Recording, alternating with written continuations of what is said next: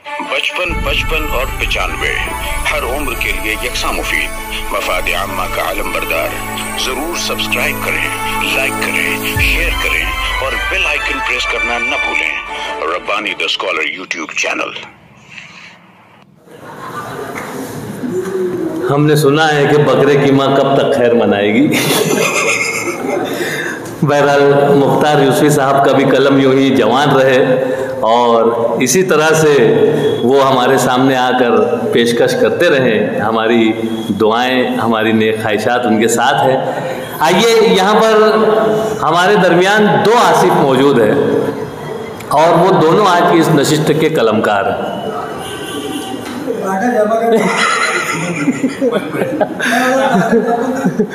बहरहाल यहाँ पर मैं आसिफ सुभानी साहब को मदऊ करता हूँ कि माइक पे तशरीफ लाएं और अपनी तकलीफ पेश करें। इजाज़त है सफर साहब। हाज़रीन, अभी गुज़िश्ता ईद के दिन उसी पस मंज़र में लिखा हूँ। ये मेरी आप बीती है, समात कीजिए। उन्वान है दुगाना। दुगाना। आज हम हाले दिले दर्द आशना कहने को हैं। आज हम हाले दिले दर्द आशना कहने को हैं। इस भरी महफिल में अपना माजरा कहने को हैं। अब्बू फौरन उठ जाए वरना नमाज नहीं मिलेगी। बदहवाशी के आलम में मेरे बेटे ने मुझे जगाते हुए कहा। मैंने इस बात में सर को हल्की सी जुम्बिश देते हुए ऊँ कहा और फिर ऊँगने लगा। अब उस बंदे को क्या खबर कि इस बंदे ने फजर की नमाज अदा करके अभी अभी कमर को बिस्तर से लगाया है। फिर कुछ तवक्कुफ के बाद छोटे बेटे ने मुझे झिझोड़ते हुए कहा, 8:30 बजे नमाज दुगाना शुरू हो जाएगी और 8:30 बज चुके हैं। अभी आपको नहाना भी है। जमात खड़ी हो गई होगी, उठ जाएं, उठ जाएं।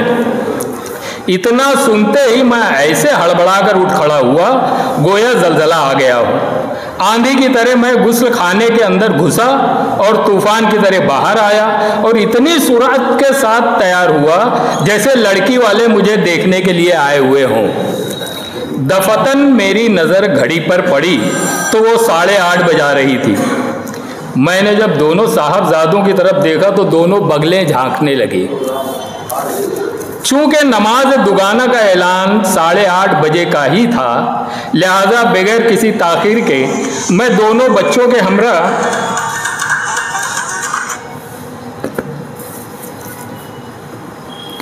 चूंकि नमाज दुगाना का ऐलान 8:30 बजे का ही था, लिहाजा बगैर किसी ताखीर के मैं दोनों बच्चों के हमरा घर से बरामद हुआ।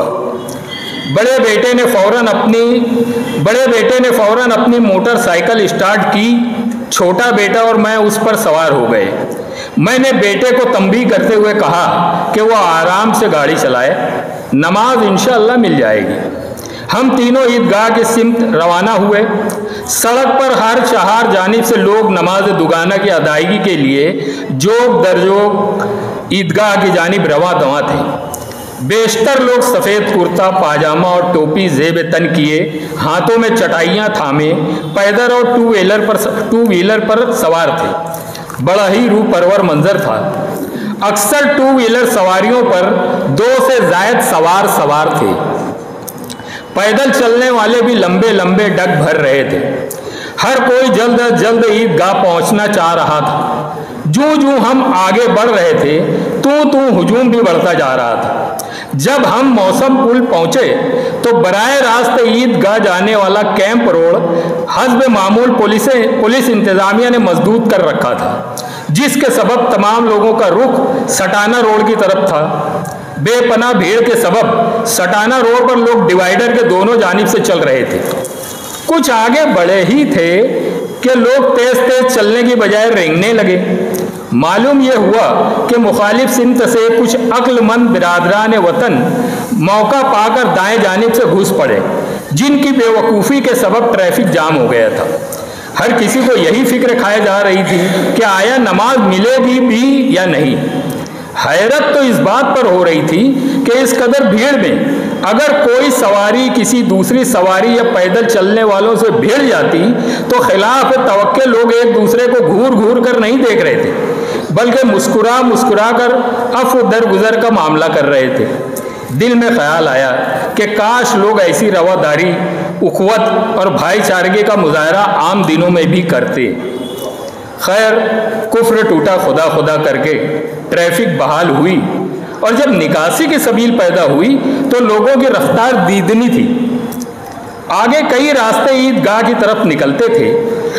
भीड़ मुंतशिर हुई और जिसके जिधर सींग समाई वो उधर से बड़ी बढ़कर रफ्तारी से ईदगाह की सिमत बढ़ रहा था। मेरे बेटे ने भी एक अजनबी रास्ते का इंतखाब किया। उस राह से इक्का दुक्का लोग ही टू व्हीलर से गुजर रहे थे।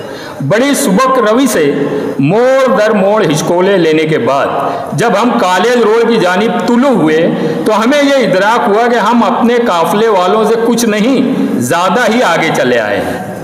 फौरन मेरे बेटे ने अपने टू व्हीलर को मोड़कर कॉलेज रोड से ईदगाह की सिमत बढ़ा। एक मखसूस जगह पर पुलिस वालों ने हमें आगे जाने से रोक दिया और पार्किंग जोन जहां सैकड़ों टू व्हीलर इस्तादा थी वहां टू व्हीलर खड़ी करने की हिदायत दी। जमात खड़ी हो चुकी थी और किरत की आवाज़ समाज से टकराई। फौरन टू व्हीलर खड़ी करने के बाद हुजूम के साथ हम लोग ऐसे दौड़ रहे थे जैसे किसी ने हमारे पीछे कुत्ते छोड़ दिए।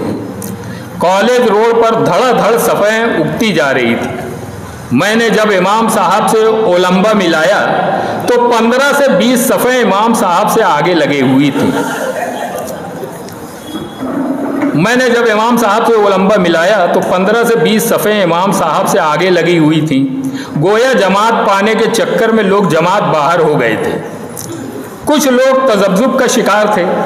अगली सब में खड़े एक बारिश बुजुर्ग शख्स जो नियत बांधने की नियत करने ही जा रहे थे कि मैंने उन्हें टोकते हुए कहा, जनाब आप लोग इमाम साहब से कई कदम आगे हैं, यहाँ नमाज नहीं होगी। उन्होंने झुंझलाते हुए कहा, फतवा मत दो, क्या करें मजबूरी है, ऊपर वाला सब समझ लेगा। और झट से नियत बांध कर डट गए।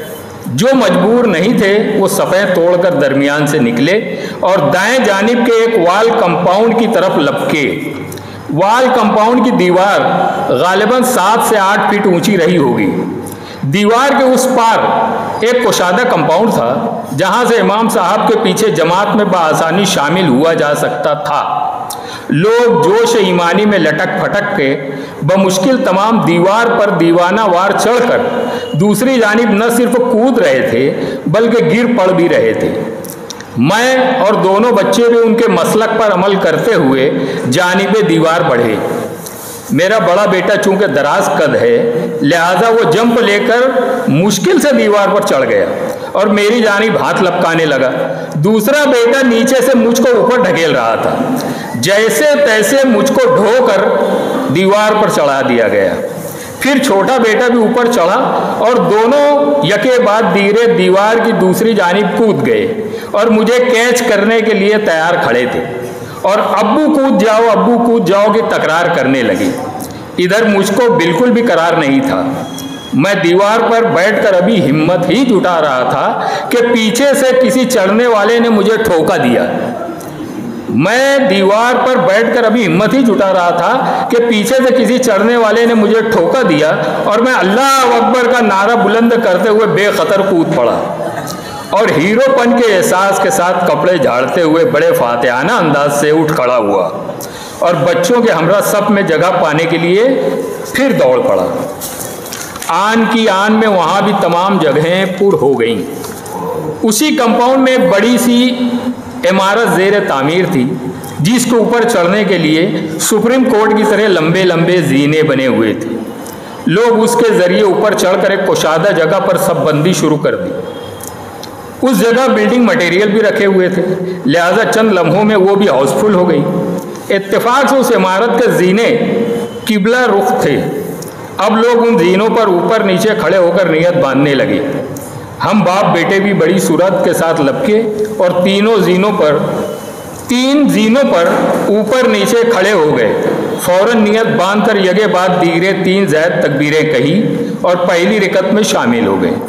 अभी सांसें दुरुस्त भी नहीं होने पाई थी कि अल्लाह अकबर की आवाज़ के साथ रुकू में चले गए। सजदे में जाने के बाद एहसास हुआ कि जीना इस कदर तंग था कि अल अमान व अल हफीज़। सलाम फेरने के बाद हम लोग भी हय्या अलस सलात की सिमत फिर गए और इत्मीनान से पैर लटकाया दुआ के लिए हाथ उठा लिया। कुछ लोग खड़े होकर तो कुछ लोग चलते फिरते दुआ मांग रहे थे। बाद अज़ां खुतबा शुरू हुआ। दौरान खुतबा लोग धीरे धीरे दीवार की जानिब बढ़ रहे थे। जो ही खुतबा ख़त्म हुआ, कंपाउंड के मुसल्ली मुसल्ला लपेट कर दीवार फांदने के लिए दीवार पर फिर चढ़ने लगे। बेशतर लोग कंपाउंड के आयनी गेट की तरफ बढ़े। गेट चूंकि बंद था इसलिए लोग गेट पर चढ़कर बाहर निकल रहे थे। गेट के ऊपर नोकदार सलाखें निकली हुई थीं, लिहाजा लोग बड़े एहतियात के साथ कपड़े समेट कर उसे पार कर रहे थे। हमने भी उनकी पैरवी की। फौरन हमारे बेटे ने कमाल होशियारी से अपनी टू व्हीलर पार्किंग जोन से निकाल कर ले आया। हम सवार हुए और फर्राटे भरते हुए घर पहुँचे। घर में सेवइयों का मज़ा लेते हुए मेरे बड़े बेटे ने बड़े पते की बात कही कि आइंदा हम लोग ईदैन की नमाज के लिए मुतय्यना वक्त से आधा घंटा पहले ही ईदगाह आ जाया करेंगे। कम से कम इतनी मुसीबत तो नहीं झेलना पड़ेगी। छोटे बेटे ने चुटकुला छोड़ते हुए कहा, तुम्हारी तजवीज़ तो बढ़िया है, लेकिन भैया कभी ऐसा हो गया कि आइंदा हम दोनों ही बर वक्त ना जागे तो? मैंने मुस्कुराते हुए कहा, तुम तो क्या, तुम्हारा बाप भी जागेगा।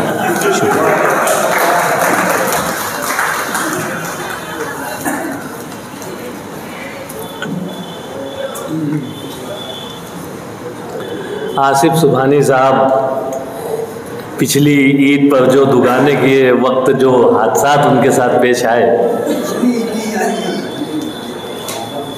वो यहाँ पर पेश कर रहे थे। बहरहाल मुझे उस वक्त ऐसा महसूस हुआ जब आप गेट के ऊपर से कूद रहे थे और वो नोक वाला जो गेट था उसमें कपड़ा अगर फंस के पड़ गया होता ईद का तो शायद और मज़ा आता। बहरहाल बहुत सादगी से आपका ये मजमून जो है वो यहाँ तक पहुँच गया। आइए मैं हमारे आज की इस नशिस्त के आखिरी कलमकार मोमिन आसिफ साहब को आप लोगों के रूबरू करता हूँ कि माइक पर तशरीफ़ लाएं और अपनी तख्लीक पेश करें। 55 और 95 हर उम्र के लिए यकसा मुफीद। मफाद आम्मा का आलम बरदार। जरूर सब्सक्राइब करें, लाइक करें, शेयर करें और बेल आइकन प्रेस करना न भूलें। Rabbani the scholar YouTube channel. Rabbani the scholar YouTube channel इल्मी, अदबी, दीनी, मिल्ली, समाजी, सकाफती, तहजीबी, फलाही, तिब्बी, फन्नी, माशी, तिजारती, माशरती, इंतजामी, इनकलाबी, तहरीकी, तहकीकी, तकनीकी, तफ्तीशी, तामीरी, तालीमी व मालूमाती यूट्यूब चैनल। ज़रूर सब्सक्राइब करें, लाइक करें, शेयर करें और बेल आइकन प्रेस करें। Rabbani the scholar YouTube channel.